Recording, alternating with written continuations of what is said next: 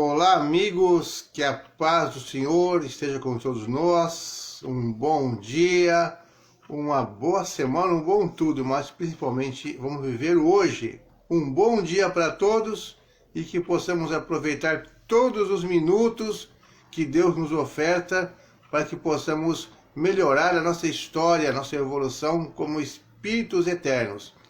Bom dia ao pessoal aí que está chegando. O pessoal que já está começando a colocar lá o seu joinha, o seu positivo, a sua colaboração, a sua energia para fortalecer cada vez mais a nossa tarefa, né? Eu falo que é minha, mas na verdade quem está assistindo aqui também está ajudando a compartilhar, também tem uma tarefa nossa. Bom dia, Vilma, bom dia, que você tenha um dia cada vez melhor em todos os sentidos.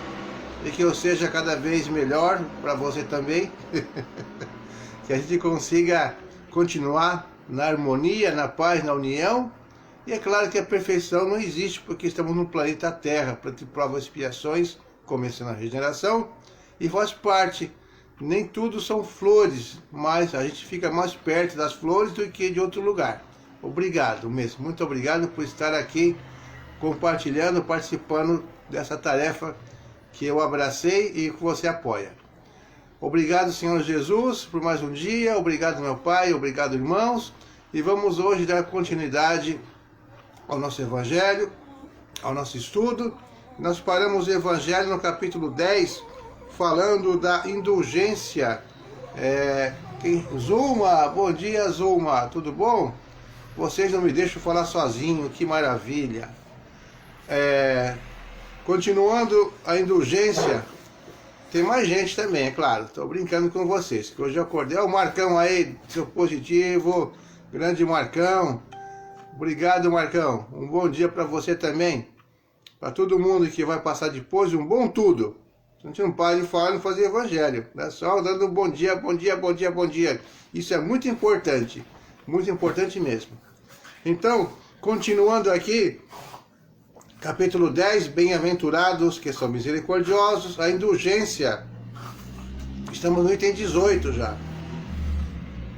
Caros amigos, sede severos convosco, indulgentes com as fraquezas dos outros.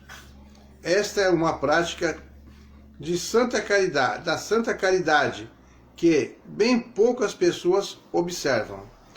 Todos tendes más tendências a vencer, defeitos a corrigir, hábitos a modificar. Todos tendes um fardo mais ou menos pesado que deve ser posto de lado para a escalada da montanha do progresso. Por que então serdes tão clarividentes com o próximo e tão cegos em relação a vós mesmos? Quando deixareis de notar no olho de vosso irmão o cisco que o fere, sem ver no vosso a trave que vos cega e faz caminhar entre quedas? Crede nos espíritos, vossos irmãos. Todo homem bastante orgulhoso para acreditar-se superior a seus irmãos encarnados, em virtude e em mérito, é insensato e culpado, e Deus o castigará no dia de sua justiça. O verdadeiro caráter da caridade é a modéstia e a humildade, que consistem em não ver, senão superficialmente, os defeitos dos outros, atendo-se a ressaltar o que nele há de bom e virtuoso. Se o coração humano é um abismo de corrupção, sempre existirá em certas pessoas, em seus mais ocultos recantos, o germe de alguns bons sentimentos, vivaz centelha de essência espiritual. Espiritismo, doutrina consoladora e benigna, felizes os que te conhecem e aproveitam os salutares ensinamentos dos Espíritos do Senhor. Para eles, o caminho está iluminado, e em toda a extensão da estrada podem ler estas palavras que lhes indicam o meio de se chegar ao fim. Caridade prática, caridade do coração, caridade para com o próximo como para si mesmo. Numa palavra, caridade para todos e amor a Deus sobre todas as coisas, porque o amor a Deus resume todos os deveres e é impossível amar verdadeiramente a Deus sem praticar a caridade, a qual ele fez lei para todas as criaturas. O espírito do Fetre, bispo de Nevers, bordou essa mensagem que nós acabamos de ler, de ouvir.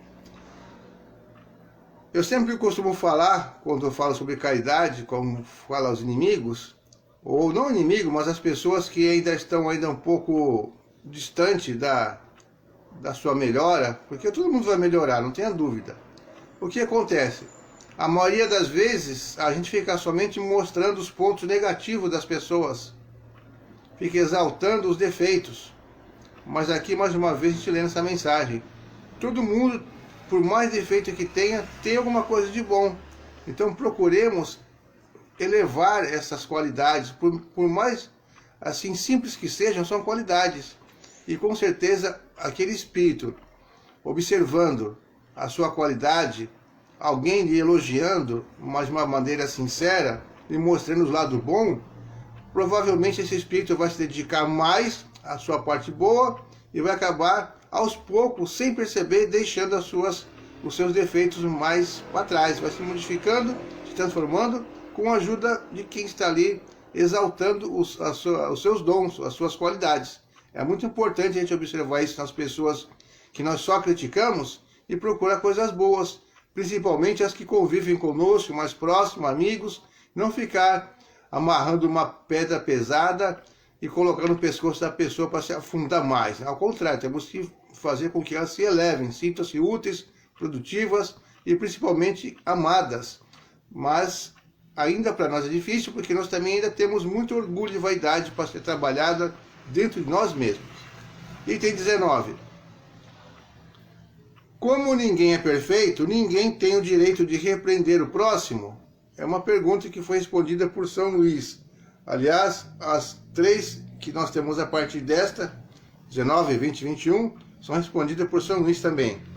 Então, como ninguém é perfeito, ninguém tem o direito de repreender o próximo?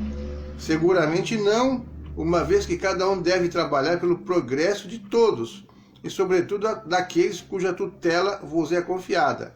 Mas é uma razão de fazê-lo com moderação para um fim útil e não pelo prazer de denegrir, como se faz na maior parte do tempo. Nesse último caso, a censura é uma maldade, no primeiro é um dever, que a caridade manda cumprir com toda a cautela possível. Por fim, a censura que se lança a um outro deve ao mesmo tempo ser dirigida a si mesmo, perguntando-se se não a merece. Antes de chegar e falar alguma coisa, olhe para você primeiro, é quem tem que fazer, né? 20. É repreensível observar as imperfeições dos outros quando não se pode tirar nenhum proveito disso, mesmo não as divulgando? Tudo depende da intenção. Certamente não é proibido ver o mal quando o mal existe. Seria até inconveniente não ver por toda parte, senão o bem. Essa ilusão prejudicaria o progresso. O erro está em fazer que esta observação seja em detrimento do próximo, desacreditando-o desnecessariamente junto à opinião pública. Talvez seria repreensível fazê-los apenas para comprazer-se consigo mesmo, num sentimento ao mesmo tempo de malevolência e alegria com o fato de apanhar outros em erro. A gente vê muito ainda no nosso planeta. Ô planeta, que difícil chegar na regeneração.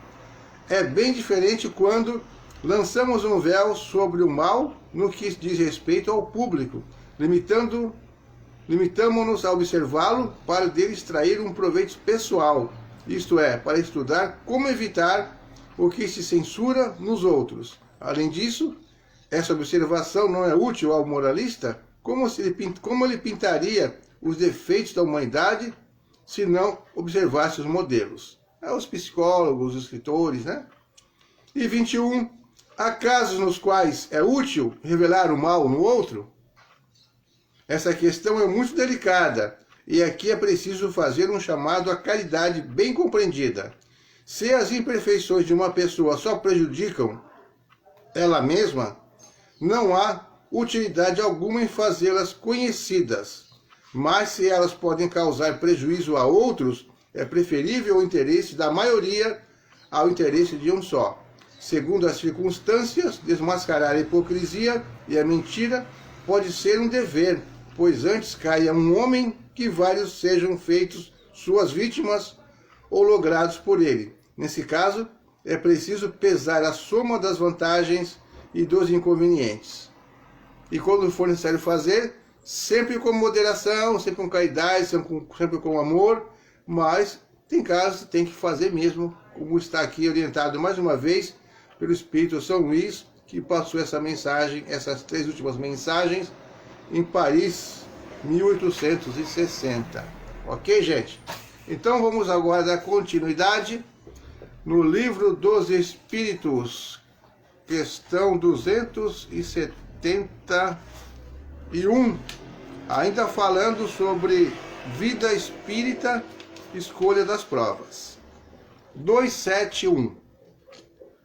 Quando o espírito estuda na erraticidade as condições em que poderá progredir, como julga poder fazê-lo se nascer entre canibais? Ou seja, se nascer entre um povo atrasado, né?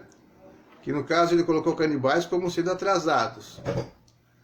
Não são os espíritos já adiantados que nascem entre os canibais, mas os espíritos da mesma natureza dos canibais, ou que eles são inferiores. Comentário. Sabemos que os nossos antropófagos não estão no último grau da escala, e que há mundos onde o embrutecimento e a ferocidade ultrapassam tudo o que existe na Terra. Esses espíritos são, portanto, ainda inferiores aos mais inferiores do nosso mundo. E vir para o meio dos nossos selvagens é para eles um progresso. Como seria um progresso para os nossos antropófagos exercer entre nós uma profissão que os obrigasse a derramar sangue. Se eles não visam ao mais alto, é porque sua inferioridade moral não lhes permite compreender um progresso mais completo. O espírito não pode avançar senão gradualmente. Não deve transpor de um salto a distância que separa a barbárie e a civilização, da civilização. E está nisso uma das necessidades da reencarnação, que se mostra verdadeiramente de acordo com a justiça de Deus. De outra maneira, em que se transformariam esses milhões de seres que morrem diariamente no último estado de degradação, se não tivessem meios de se elevar? Porque Deus os teria deserdado dos favores concedidos aos demais? A escala evolutiva, a evolução, o trabalho, através da reencarnação, e de uma forma progressiva, né? Não tem como você querer que a pessoa hoje seja um bárbaro, né? Como colocou aqui, um canibal, e na próxima encarnação já seja uma pessoa totalmente civilizada. Com certeza tem um espaço muito grande de reencarnações até se atingir a elevação. A elevação vai cada vez mais, porque o progresso é infinito.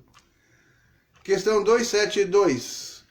Os espíritos procedem de um mundo inferior à Terra, ou de um povo muito atrasado, como os canibais, poderiam nascer entre os povos civilizados? Se os espíritos procedentes de um mundo inferior à Terra, ou de um povo muito atrasado, como os canibais, poderiam nascer entre os povos civilizados? Resposta: sim. Há os que se extraviam ao quererem subir muito alto, mas ficam deslocados entre vós, porque têm hábitos e instintos que se chocam com os vossos.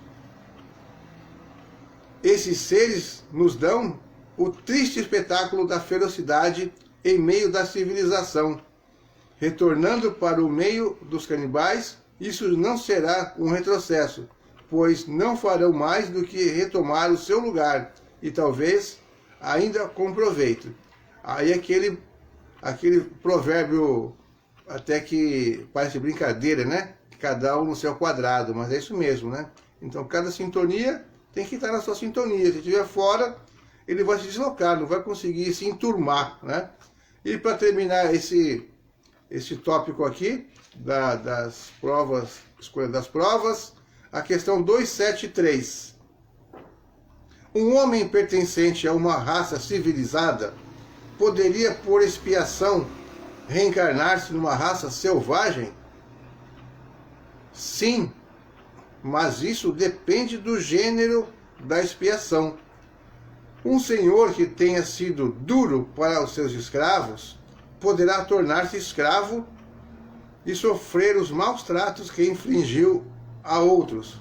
Aquele que mandou numa época pode em outra existência obedecer aos que se curvaram ante a sua vontade.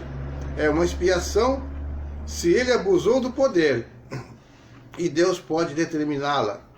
Um bom espírito pode, para os fazer avançar, escolher uma vida de influência entre esses povos, então se trata de uma missão. Ou seja, se o espírito está devendo no cartório, ele reencarnar como um povo mais simples vai ser o quê? Uma expiação.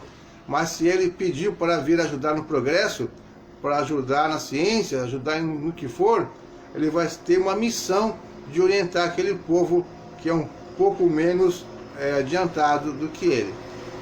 Agora chegou no mais tarde aí, não dei bom dia? Bom dia, Silvia, bom dia, Luciene, bom dia para quem eu não dei ainda, e que nós possamos então, já agradecendo por esse evangelho, estarmos nos preparando para ter um dia abençoado, um dia de paz, um dia de boas notícias, um dia de participarmos para o bem maior. Muita paz a todos, tenham um excelente dia, compartilhem o nosso vídeo para que mais pessoas possam estar também entrando no pouquinho do conhecimento, entrando também na boa vontade e nessa corrente do bem. Muita paz a todos, fiquem com Jesus e até a próxima oportunidade.